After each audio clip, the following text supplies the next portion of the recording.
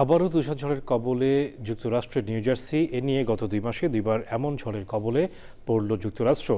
গত 2 দিনে নরিস্টার স্টর্মের কবলে পড়ে ব্যাহত হয় নিউ জার্সি অঙ্গরাজ্যের অন্যান্য আদিবাসীদের মতো প্রবাসীদেরও স্বাভাবিক জীবনযাত্রা। নিউ জার্সি থেকে সুব্রত চৌধুরীর রিপোর্ট। যুক্তরাষ্ট্রে আবারও তীব্র ভয়াবহভাবে হানা দিল তুষার ঝড়। এই নরিস্টার স্টর্মের ধাক্কায় বিপর্যস্ত নিউ জার্সির জনজীবন, ঘরবন্দি হয়ে পড়ে বহু মানুষ।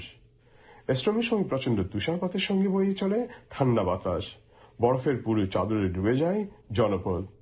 বিস্তীর্ণ এলাকা জুড়ে তুষারপাতে বাধাগ্রস্ত হয় যোগাযোগ ও পরিবহন ব্যবস্থা, বাতিল করা হয় বিমানের অনেক ফ্লাইট। রোববার রাত থেকে বাস ও ট্রেন চলাচল বন্ধ হয়ে পড়ে। বিভিন্ন জায়গায় ব্যাহত হয় বিদ্যুৎ সরবরাহ। স্টেটে ব্লিজার্ড সতর্কতা জারি করা হয়। স্টর্মের কারণে স্টেটে রোববার রাত 9টা থেকে ভ্রমণ নিষেধাজ্ঞা জারি করেছিলেন গভর্নর মাইকি শেরিল।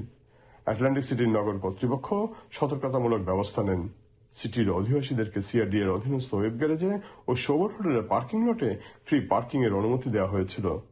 সোমবার নগর কর্তৃপক্ষের অফিস, আটলান্টিক কাউন্টি গভর্নমেন্টের অফিস সহ স্কুল, কলেজ, বিশ্ববিদ্যালয় বন্ধ ছিল। বাহিরে প্রচুর তুষারপাত হচ্ছে, সবই বরফের সাদা চাদরে ঢাকা, জোরে বাতাস হচ্ছে, কার্যকর্ম সব বন্ধ। তীব্র তুষার ঝড়ে চারিদিকে সাদা চাদরে ঢেকে আছে, প্রচন্ড শীত ও ঠান্ডা বাতাস। নগর কর্তৃপক্ষ ব্যস্ত সময় পার করছেন তুষার পরিষ্কারে। টহল পুলিশ, দমকল বাহিনী আর রাস্তাগুলোতে বরফ গলিয়ে ফেলার লবণ ছিটানোর গাড়ি ছাড়া তেমন কিছুই নজরে আসেনি দুর্যোগ আক্রান্ত জনপদে।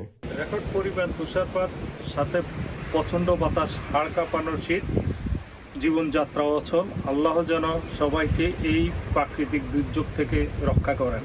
Atlantic city mayor Martin small senior শুরু থেকেই পরিস্থিতির উপর সার্বক্ষণিক নজর রেখেছিলেন। Subrata Chowdhury, channel I, Atlantic city, new jersey, America.